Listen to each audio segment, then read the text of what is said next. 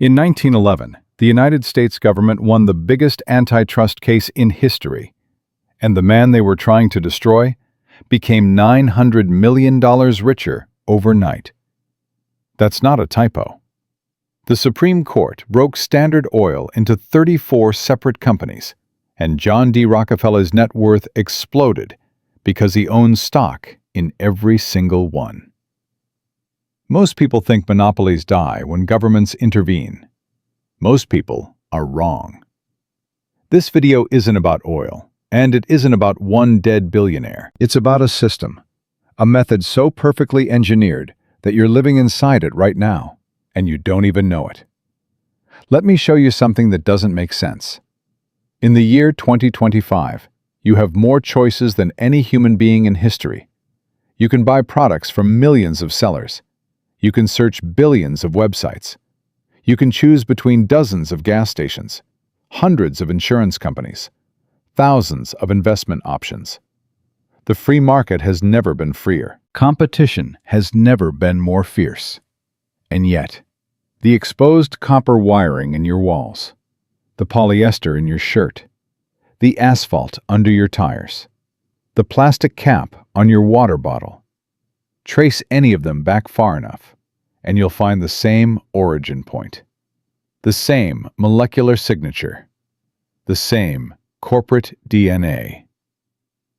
Rockefeller, a man who died in 1937, still touches almost every object you own. Here's where it gets strange. You probably learned in school that Standard Oil was broken up. The monopoly was destroyed. The system was dismantled.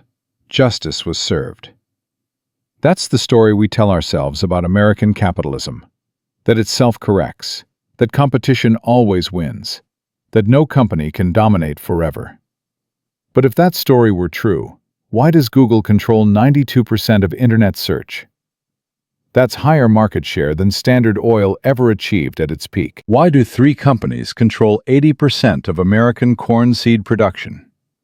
Why do 4 airlines control 80% of domestic flights? Why do 10 corporations produce almost every food item in your grocery store? The monopoly wasn't destroyed in 1911. It was taught how to hide. Picture Cleveland, Ohio, in the winter of 1872. The city had 26 oil refineries, most of them small operations run by families who'd scraped together everything they had to build them. One of those families was the Clarks. Maurice Clark still remembered the exact moment he realized he'd made a terrible mistake. He was standing in his office on a Tuesday morning, holding a telegraph from the Lakeshore Railroad. The rate agreement they'd negotiated, the shipping costs that made his entire business model possible, had just been canceled. Not renegotiated, canceled. Effective immediately. 3 blocks away, Standard Oil was paying 40 cents less per barrel to ship the same distance. Clark was 43 years old. He'd spent 8 years building his refinery. He employed 37 men who fed their families on wages he paid. And in that moment, holding that telegraph, he understood something that would take the rest of America another decade to learn. He wasn't competing against John D. Rockefeller. He was being hunted by him. Within 6 weeks, Clark sold his refinery to Standard Oil for a fraction of what it was worth. The alternative was bankruptcy. Those were the only 2 options Rockefeller allowed. What most people get wrong about Rockefeller is they think he was greedy. They imagine a fat cat in a top hat, lighting cigars with $100 bills, motivated by pure avarice. That misunderstanding actually helps the system survive because it lets us believe the problem was one bad actor rather than a blueprint that anyone can follow. Rockefeller wasn't greedy. He was religious, devout Baptist. Tithed his entire life, even when he was making 50 cents a day as a teenage bookkeeper. He genuinely believed, and I mean genuinely, in his bones, in his prayers, that God had chosen him to bring order to chaos. Competition was sinful because it was wasteful.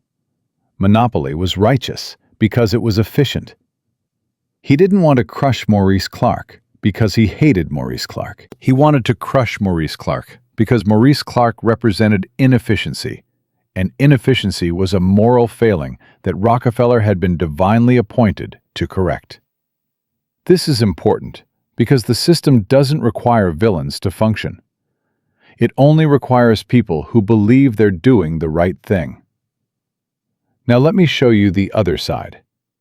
In that same winter of 1872, a young accountant named Henry Flagler was helping Rockefeller execute the Cleveland Massacre. That's actually what historians call it, the Cleveland Massacre. In 90 days, Rockefeller bought 25 of 26 refineries in the city. Flagler handled the numbers. He was 38 years old, and he'd already failed twice in business: salt mining, grain trading. Both ventures collapsed. He was carrying debt, supporting a sick wife, watching younger men pass him on the economic ladder. Then Rockefeller offered him a partnership. Imagine the scene: Flagler sitting across from Rockefeller, being shown the secret railroad rebate agreements. The deals that meant Standard Oil paid less than half what competitors paid to ship the same oil the same distance. The contracts that guaranteed anyone who competed against them would lose money on every barrel they sold. Flagler didn't wrestle with the ethics. He saw a system that worked, and he wanted to be on the winning side of it. By 1913, he was worth $100 million and owned most of Florida's East Coast. The Flagler name is still on buildings, streets, and counties throughout the state. Maurice Clark died in modest circumstances, remembered by no one. Here's the pattern: same industry, same moment in history, same set of facts. One man was destroyed by the system. One man profited from it. The only difference was which side of the mechanism they stood on. And here's what should keep you awake tonight. That same choice exists right now in 2025, and most people don't even know they're making it. Because the Rockefeller system didn't die, it evolved. It learned to hide behind friendly logos and free services and the illusion of choice. And I'm going to show you exactly how it works. The specific mechanisms, the precise tactics, the step-by-step playbook that every dominant corporation has followed for 150 years. But first, you need to understand something that the textbooks leave out. The government didn't break up Standard Oil because it was too powerful. The government broke up Standard Oil because Rockefeller made a single strategic error in 1902, an error so small that it barely made the newspapers, but so consequential that it changed the structure of American capitalism forever. That error, and how Rockefeller turned his own defeat into his greatest financial victory, explains why the system is still unbeatable today.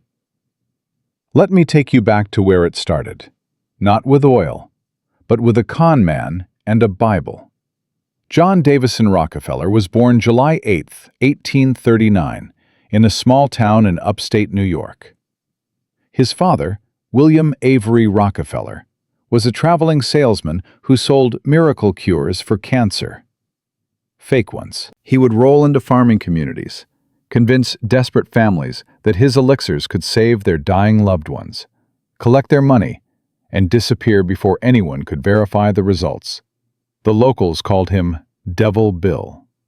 His mother, Eliza, was the opposite, a devout Baptist who read Scripture every morning and believed that discipline, frugality, and hard work were the only paths to salvation. She raised her children alone for months at a time while Devil Bill ran cons across the countryside, sometimes maintaining a second family in another state.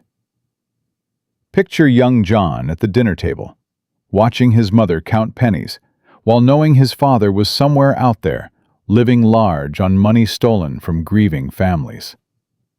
That tension, the con man's ruthlessness, and the Baptist's moral certainty, would define everything Rockefeller built. He didn't become one or the other. He became both. By age 16, Rockefeller was working as an assistant bookkeeper in Cleveland, earning 50 cents a day. He recorded every penny he spent in a small ledger he called Ledger A. Bread, 3 cents. Church donation, 6 cents. He tithed from the very first paycheck and never stopped, even when he was worth more than the U.S. Treasury. This is where most people get the story wrong. They assume Rockefeller became religious later, as a way to justify his wealth or clean his reputation. But the ledger proves otherwise. The religious discipline came first. The fortune came second. He genuinely believed that making money and serving God were the same activity. And in 1859, when oil was discovered in Titusville, Pennsylvania, God apparently wanted him to organize the petroleum industry. The early oil business was chaos. Imagine thousands of men rushing into western Pennsylvania, drilling holes wherever they thought oil might be, with no coordination, no infrastructure, and no idea what they were doing. One week, there was so much oil that producers couldn't give it away. Prices collapsed to 10 cents a barrel, less than the cost of the barrels themselves. The next week, wells ran dry and prices spiked to $10. Fortunes were made by breakfast and lost by lunch. Rockefeller looked at that chaos and saw exactly what his father would have seen: opportunity. But here's the key difference. Devil Bill would have drilled a well, made quick money, and moved on. His son thought in systems. Why gamble on drilling when you can own the step that every driller depends on? Crude oil is useless by itself. It has to be refined into kerosene before anyone can burn it in their lamps. Control the refineries, and you control the industry. In 1863, at age 23, Rockefeller invested $4,000 in his first refinery. Within 2 years, it was the largest in Cleveland. But Cleveland had 30 refineries, all competing for the same crude oil and the same customers. Margins were thin. Most operators were one bad quarter away from bankruptcy. Let me explain the mechanism that changed everything, because this is the blueprint that still runs the global economy. Think of any business as a chain. At one end, raw materials. At the other end, customers. In between, a series of steps: processing, transportation, storage, distribution. Most businesses control one step. They buy inputs from the step before them and sell outputs to the step after them. Every step takes a cut. Rockefeller's insight was simple. Why pay someone else's margin when you can own the whole chain? This is vertical integration. Instead of buying barrels from barrel makers, he bought the barrel factories. Instead of renting warehouse space, he built his own warehouses. Instead of paying railroads to ship his oil, he bought his own tank cars. Eventually, he owned the pipelines, the ships, the distribution depots, even the delivery wagons that brought kerosene directly to customers' doors. Here's a specific example to make this concrete. In 1869, a typical Cleveland refiner paid 25 cents to buy each barrel needed to store and ship kerosene. Rockefeller made his own barrels for 15 cents. That's a 10-cent advantage on every single barrel. Multiply that by millions of barrels per year, and you begin to understand the math of monopoly.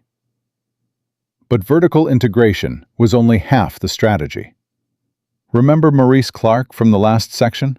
The refinery owner who received that telegram canceling his railroad rates? That wasn't an accident. That was the second mechanism: horizontal integration, combined with something even more powerful. Rockefeller understood that railroads were desperate for volume. Shipping oil was profitable, but only if your tank cars were full.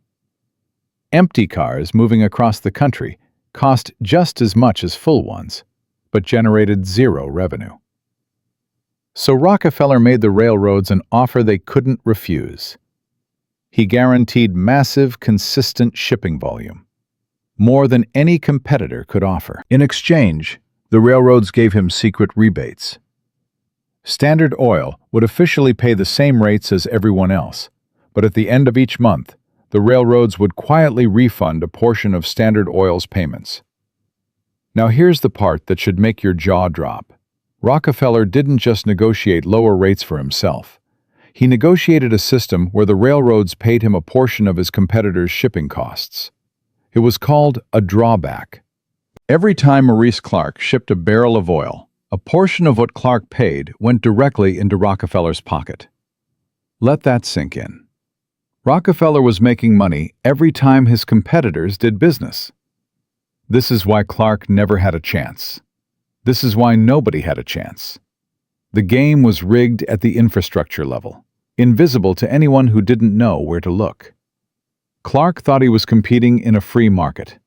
He was actually funding his own destruction. A railroad executive named James Devereux later testified about these arrangements. He still remembered the meeting where Rockefeller first proposed the drawback system. Devereux was 41, a veteran of the industry, and he considered himself a hard negotiator. But sitting across from the young oil man, watching him lay out the logic with absolute calm, Devereux felt something he'd rarely experienced in business: the recognition that he was outmatched. He never raised his voice, Devereux recalled. He simply showed me the mathematics. If I accepted his terms, I would have guaranteed volume and profit. If I refused, he would route all Standard Oil shipments through my competitor, and I would lose 60% of my oil business overnight. He didn't threaten. He didn't need to. The numbers spoke for themselves. Devereux signed the agreement. What choice did he have? And this brings us to the moment in 1872, when Rockefeller decided Cleveland wasn't enough. The Cleveland Massacre wasn't about anger or ego. It was a systems test. Rockefeller wanted to prove that his method, vertical integration combined with railroad leverage, could eliminate competition entirely. If it worked in Cleveland, it would work everywhere. In 90 days, he approached every refinery owner in the city with the same offer: sell to Standard Oil at fair market value, and Rockefeller would often keep you on as a manager with a good salary. Refuse, and watch what happens to your business when you're paying 40 cents more per barrel to ship oil than your competitor. 25 out of 26 refineries sold. The one holdout, a stubborn German immigrant named Frank Backus, tried to fight. He held on for 11 months, watching his margins evaporate, borrowing money to cover losses, convinced that the market would eventually correct itself. It didn't. Backus finally sold in early 1873. He was 52 years old. He'd built his refinery over 15 years, and he walked away with barely enough to pay his debts. His wife later described the night he came home after signing the sale papers. He sat in their parlor for 3 hours without speaking, just staring at the wall. Within 5 years, Rockefeller controlled 90% of American oil refining. But here's what nobody expected. The same government that would eventually try to destroy him was about to hand him an even more powerful weapon: a legal structure so elegant that it would let him control companies across state lines while remaining essentially invisible. It was called the trust, and it changed the definition of corporate power forever. In 1882, Rockefeller's lawyers invented something that had never existed before in human history. They called it the Standard Oil Trust. To understand why this matters, you need to understand the problem Rockefeller was facing. By 1880, he controlled 90% of American oil refining. But American law made it illegal for a corporation chartered in one state to own companies in other states. Standard Oil of Ohio couldn't legally own Standard Oil of New York. Each state's corporation existed as a separate legal entity. This was supposed to be a safeguard against concentrated power. The founders remembered the British East India Company, a corporation so powerful it had its own army and ruled entire nations. American corporate law was deliberately designed to keep businesses small, local, and controllable. Rockefeller's lawyers found the loophole. Here's how the trust worked. Stockholders from every Standard Oil company in every state handed their shares to 9 trustees. In exchange, they received trust certificates that entitled them to dividends. The individual companies still existed on paper, still had their own officers and boards. But the 9 trustees, controlled by Rockefeller, made every actual decision. It was a ghost, a legal fiction. 37 corporations across the country, all appearing independent, all controlled by the same 9 men, meeting in a single room at 26 Broadway in New York City. Picture that room. Dark wood paneling, a long table, 9 chairs. The men who sat in those chairs controlled more wealth than most nations. They set the price of kerosene for every lamp in America.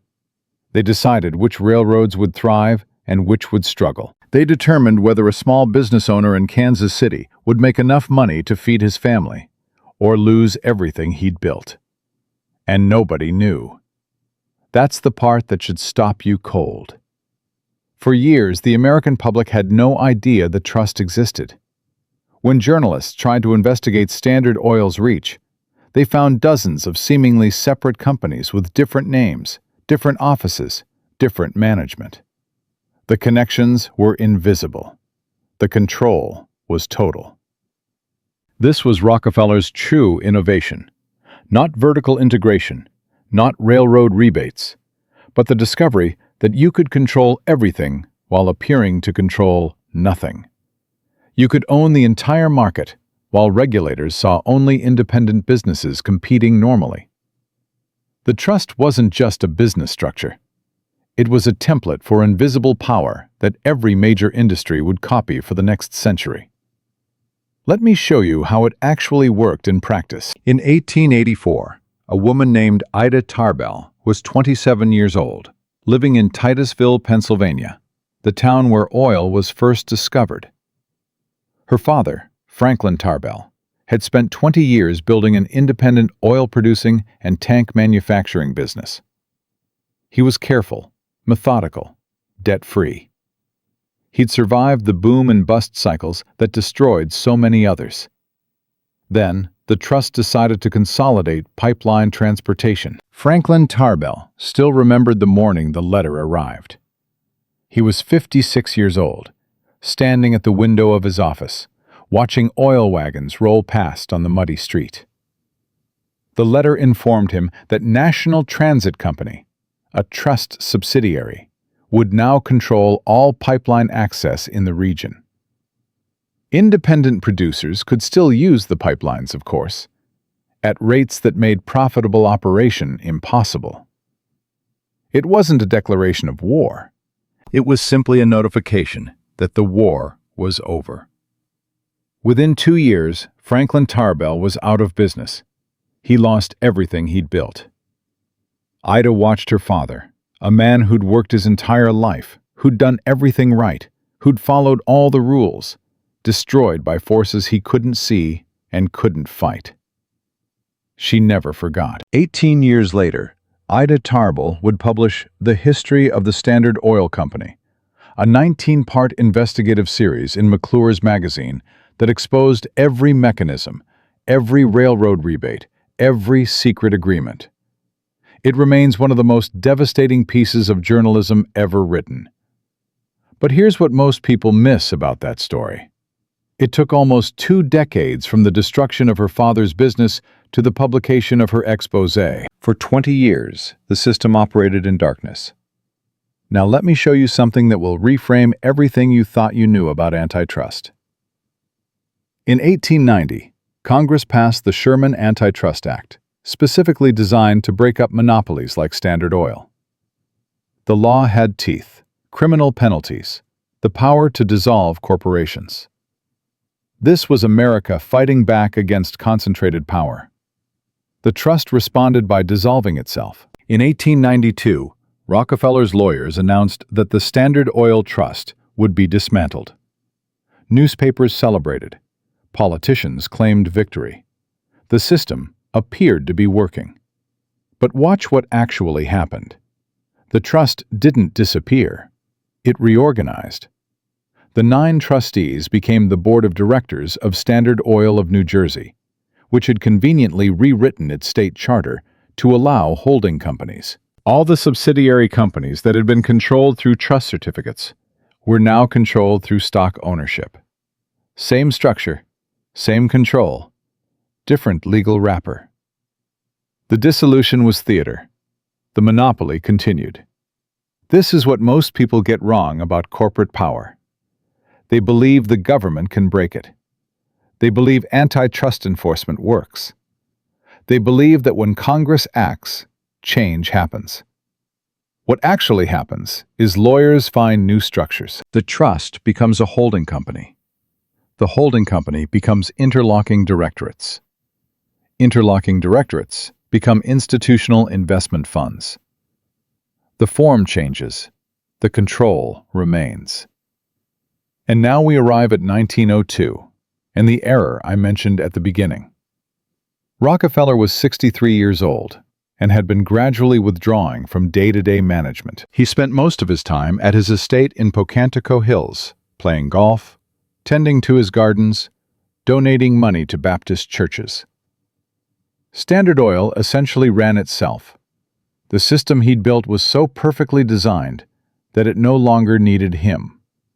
But the system had made an enemy in the White House. Theodore Roosevelt had become president after McKinley's assassination in 1901. Unlike his predecessors, Roosevelt actually wanted to enforce antitrust law. He called Rockefeller and his peers malefactors of great wealth. He believed concentrated corporate power was a threat to democracy itself. In 1902, Roosevelt's Justice Department began investigating Standard Oil. The company's lawyers, confident in their legal structures, made a critical mistake. They stonewalled. When federal investigators requested documents, Standard Oil delayed. When they subpoenaed executives, the executives claimed ignorance. When they asked about corporate relationships, they received answers so technical and evasive that investigators couldn't determine what was actually being said. This arrogance gave Roosevelt what he needed: a political villain. The case wound through courts for 9 years, and on May 15, 1911, the Supreme Court ordered Standard Oil of New Jersey dissolved into 34 separate companies. Pause for a moment and think about what you expect to happen next. The monopoly is broken. The government wins, Rockefeller loses. The little guy finally gets justice. That's the story we tell ourselves about American capitalism. Here's what actually happened. On May 15, 1911, John D. Rockefeller was playing golf at his estate when a messenger arrived with news of the Supreme Court decision. His playing partner later recalled the moment. Rockefeller read the telegram, smiled slightly, and said, "Buy Standard Oil."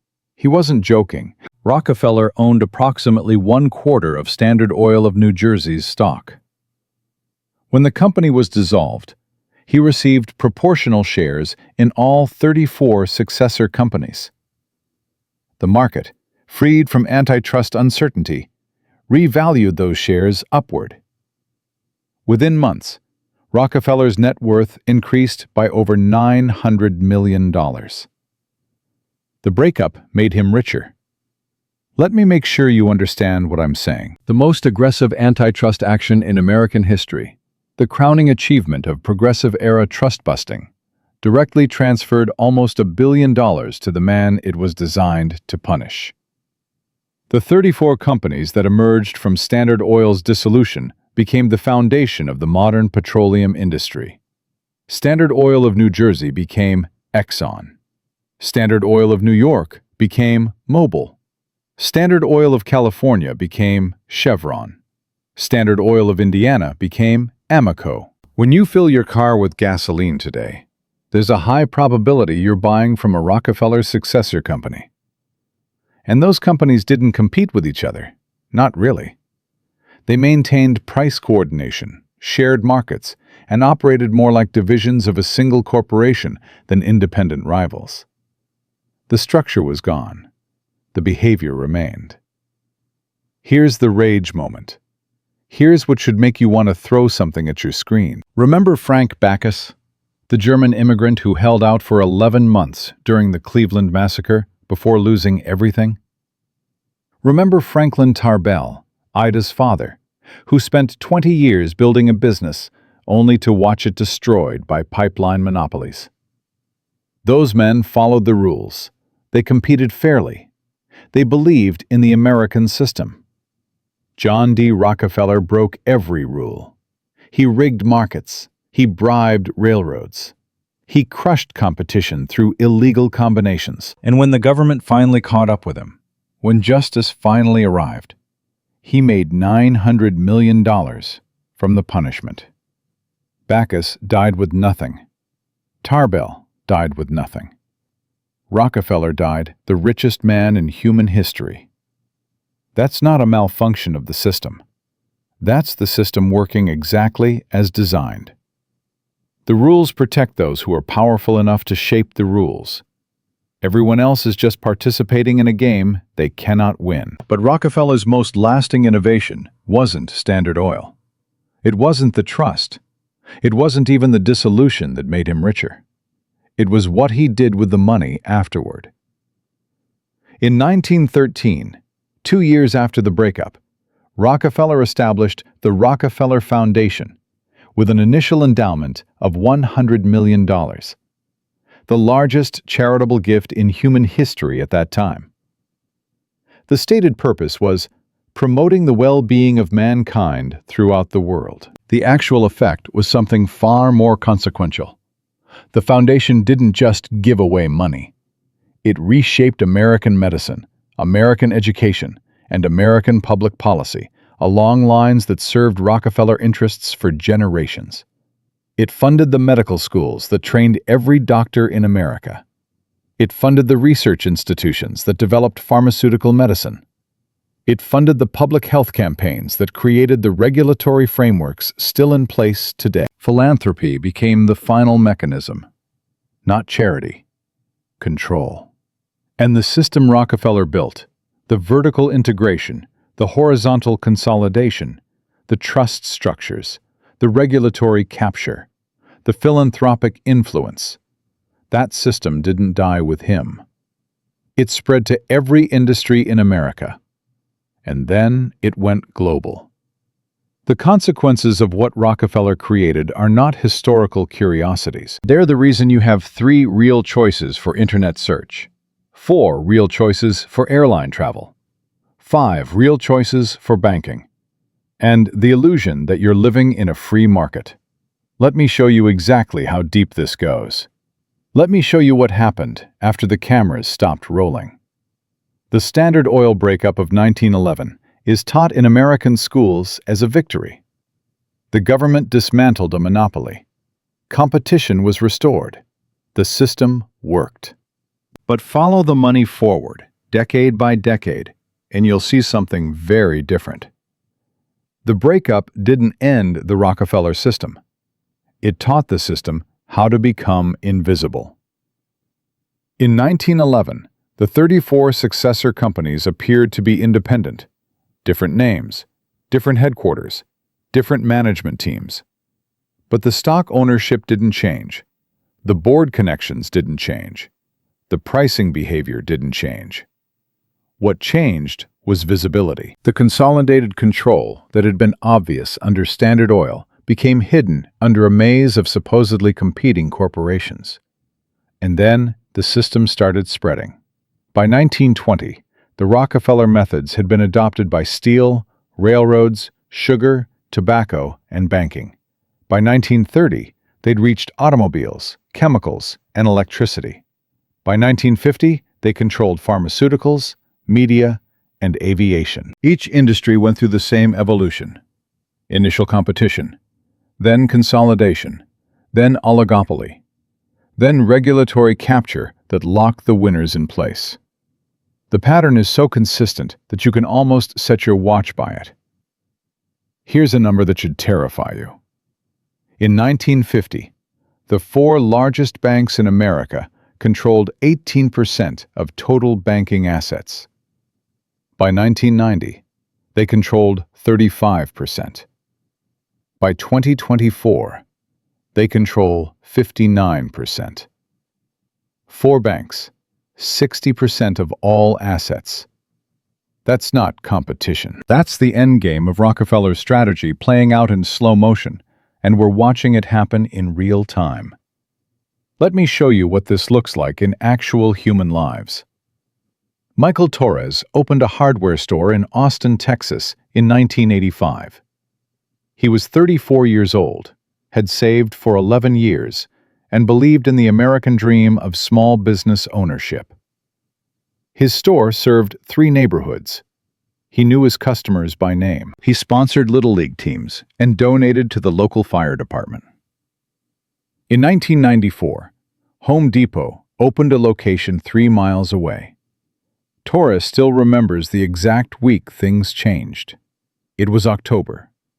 He watched his daily customer count drop from 80 to 50 in 2 weeks. Home Depot was selling hammers for less than Torres paid his wholesale supplier. The math didn't work.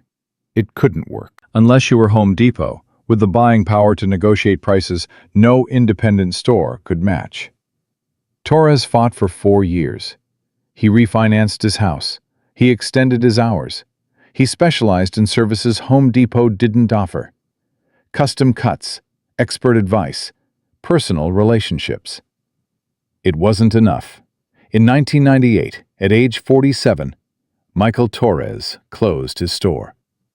He'd lost his business, most of his savings, and the equity in his home. Today, at 73, he works part-time at a garden center owned by a private equity firm. His retirement account holds $47,000. His wife still works as a receptionist at 69 years old because they can't afford for her to stop. 40 years of work, $47,000. Now let me show you the other side. In 1985, the same year Torres opened his hardware store, a 25-year-old investment analyst named Kenneth Langone was raising money to fund a new retail concept. He'd identified the Rockefeller playbook in home improvement: vertical integration through supplier relationships, horizontal consolidation through aggressive expansion, and scale advantages that would make competition impossible. Langone invested $2 million in Home Depot's early financing.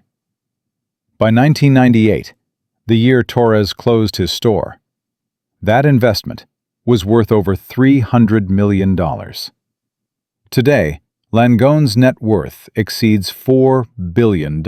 He sits on hospital boards, funds university buildings, and is celebrated as a philanthropist and business genius.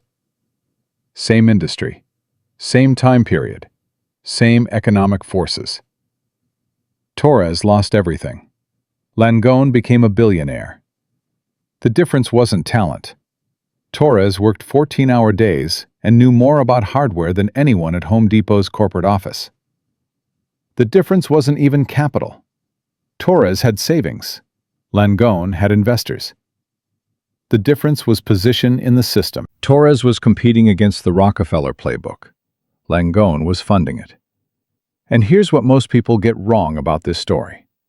They think it's about big versus small, or corporations versus entrepreneurs, or greed versus honest work. It's not. It's about extraction. The Rockefeller system doesn't just defeat competitors. It extracts wealth from an entire economy and concentrates it at the ownership level. Every dollar of margin that Michael Torres lost didn't disappear. It flowed upward to Home Depot shareholders, to its executives, to the investment funds that held its stock, and ultimately, to people like Kenneth Langone, who understood that owning the extractors is the only position that matters. Let me give you the numbers. In 1985, there were approximately 26,000 independent hardware stores in America.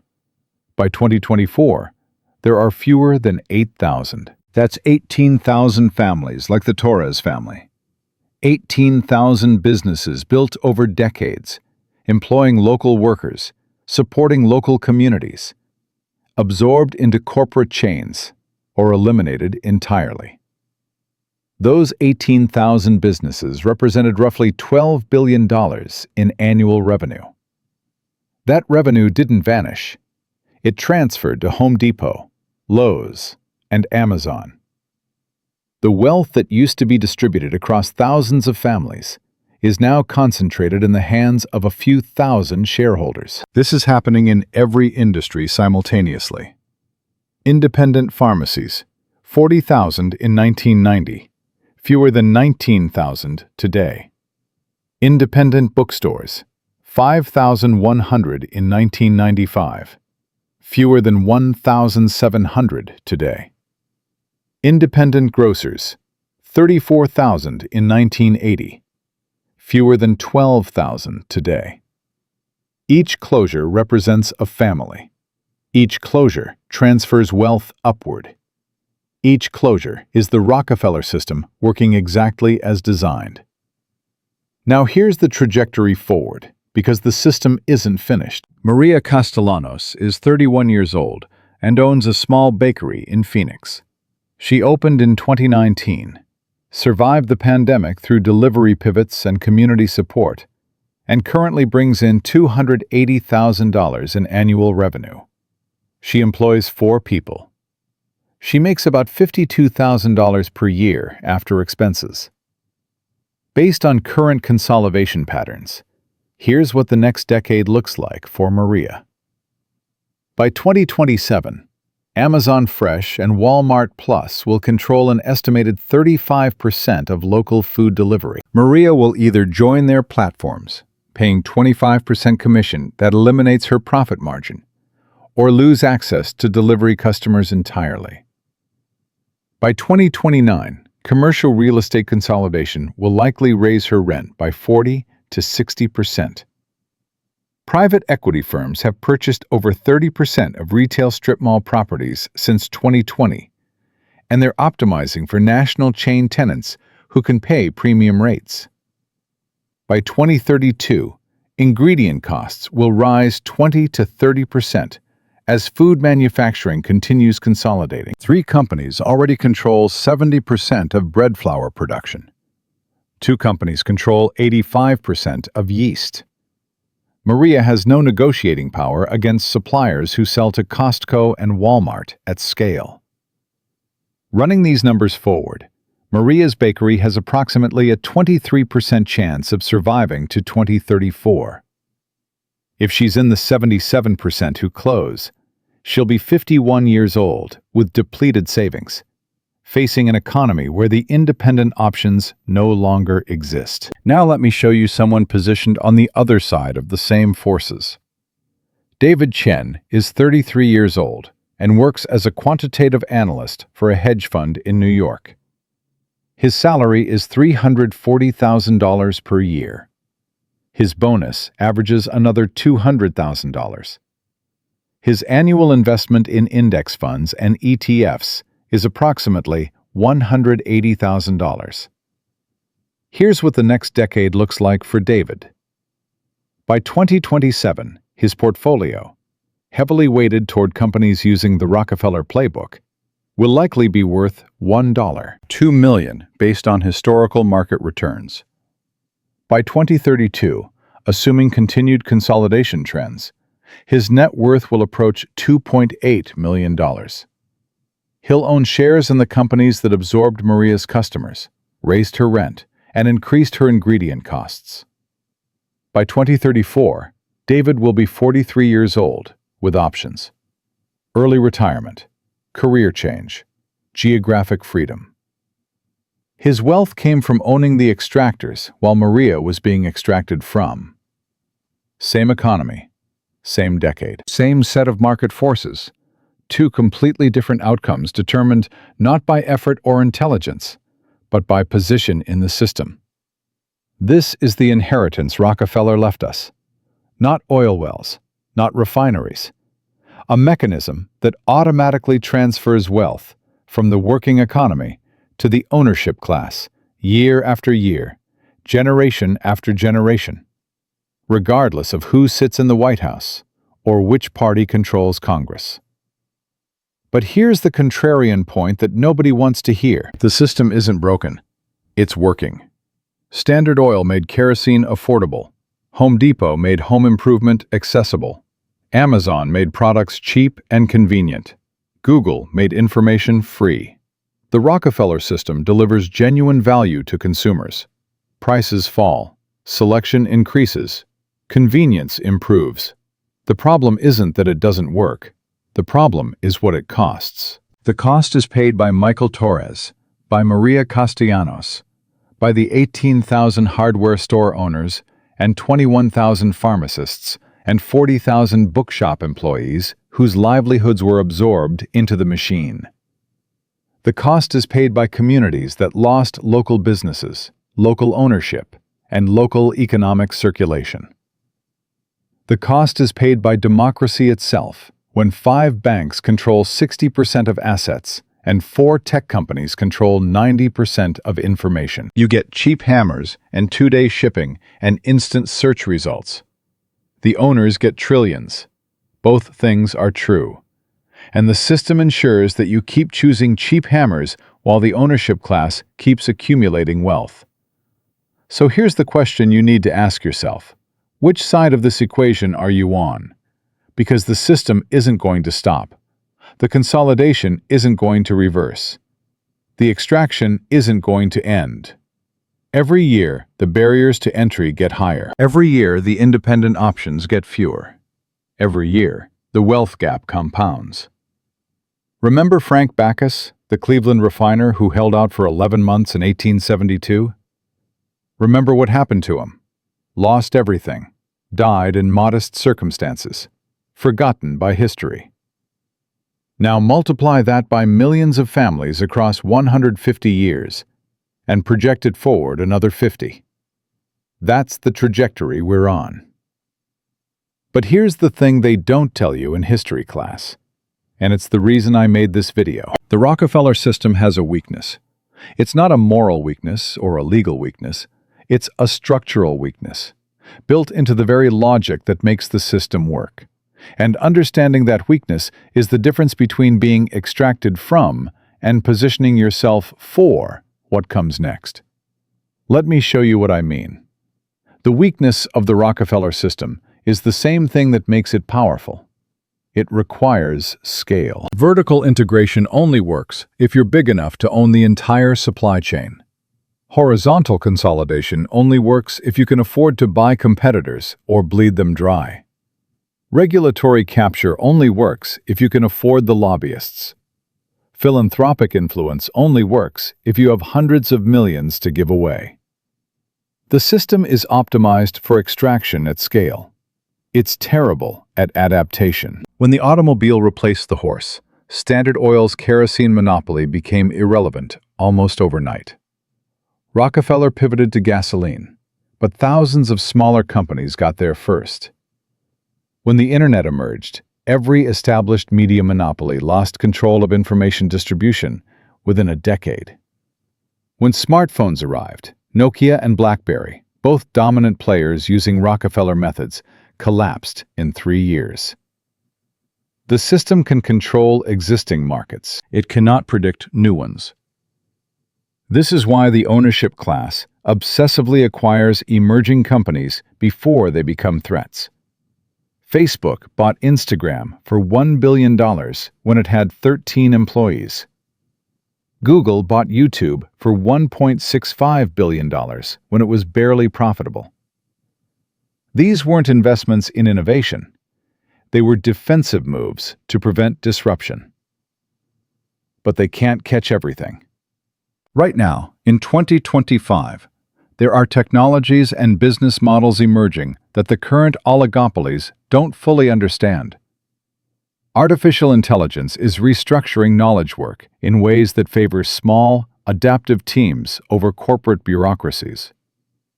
Decentralized systems are creating alternatives to financial infrastructure that banks have controlled for a century. Remove work has broken the geographic constraints that kept talent concentrated in expensive cities, where corporations held all the leverage. The system is powerful. It is not invincible. But here's the contrarian point. Escaping the system isn't the goal. Understanding it is. Remember what I said at the beginning of this video. Understanding the Rockefeller system isn't academic. It's survival. Not because you can defeat it, you can't. Not because you can escape it, you can't do that either. But because once you see the mechanism, you can position yourself differently within it. Let me give you a framework. Not investment advice, not a prediction. Just 3 questions to ask yourself about any financial decision you're facing. First, am I paying the extractor, or am I the extractor? When you buy gasoline, you're paying. When you own Exxon stock, you're extracting. When you shop at Amazon, you're paying. When you own Amazon shares, you're extracting. This isn't about morality. It's about recognizing which side of the transaction you're on. Second, is this market consolidating or fragmenting? Consolidating markets reward scale. If you're small, you'll be absorbed or eliminated. Fragmenting markets reward adaptation. If you're nimble, you have an advantage. Know which game you're playing. Third, what would Rockefeller do? Seriously, when you're evaluating an opportunity, ask yourself whether Rockefeller would see it as a chance to control supply chains, eliminate competition, capture regulators, or use philanthropy for influence.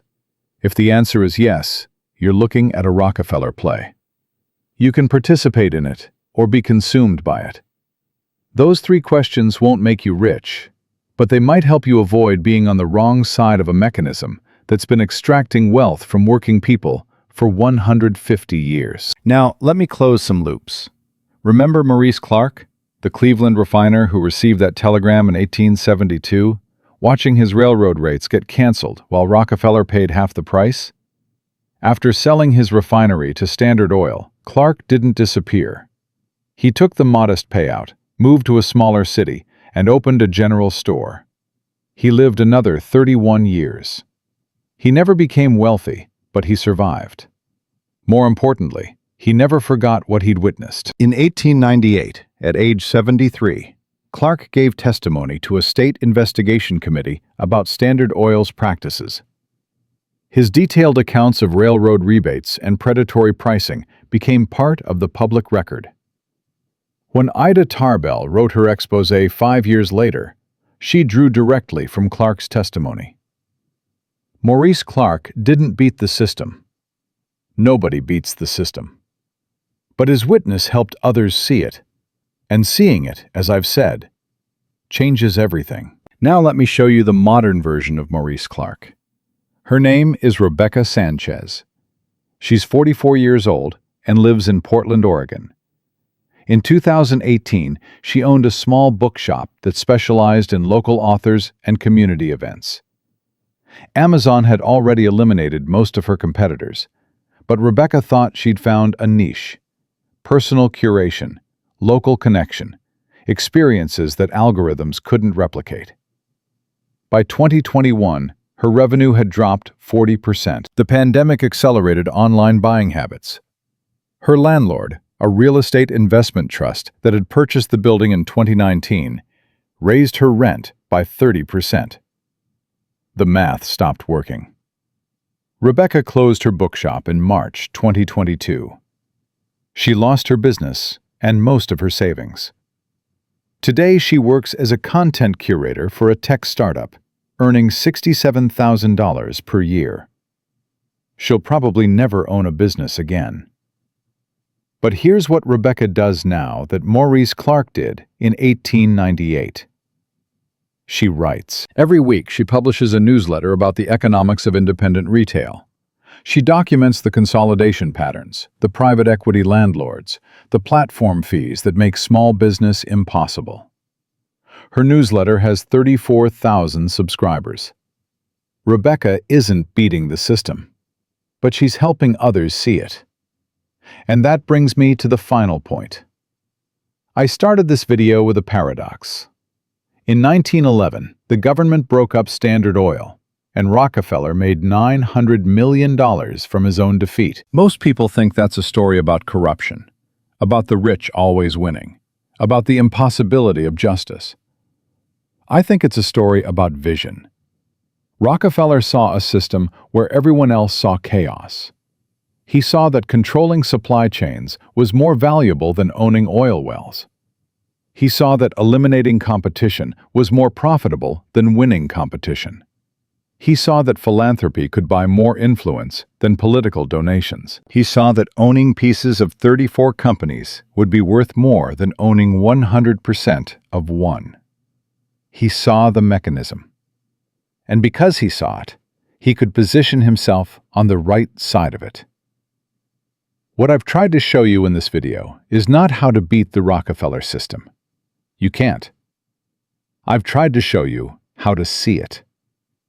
When you pump gasoline, you're participating in a supply chain designed by Standard Oil's successors. When you search Google, you're using a monopoly with higher market share than Rockefeller ever achieved. When you take prescription medicine, you're consuming products developed through research institutions shaped by Rockefeller Foundation grants. When you borrow money, deposit savings, or use a credit card, you're interacting with banks using corporate structures Rockefeller pioneered. You cannot escape the system. But you can stop being blind to it. The average American transfers $660,000 to Rockefeller system companies over their lifetime. That number isn't going down. Consolidation isn't reversing. The extraction isn't stopping. The only question is whether you understand what's happening to you. John D. Rockefeller died in 1937, 3 months short of his 98th birthday. His net worth at death, adjusted for inflation, was approximately $420 billion, more than Elon Musk, Jeff Bezos, and Bill Gates combined. His foundations, his corporate structures, his methods of control survived him by generations. His great-great-grandchildren still sit on boards that shape American policy. He once said that competition is a sin. Most people hear that as the confession of a greedy man. But Rockefeller meant it as a statement of faith.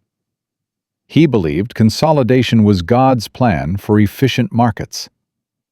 He believed monopoly was moral because it eliminated waste. He believed his system served humanity by bringing order to chaos.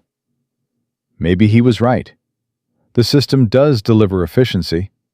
Prices are lower, products are better, convenience is greater.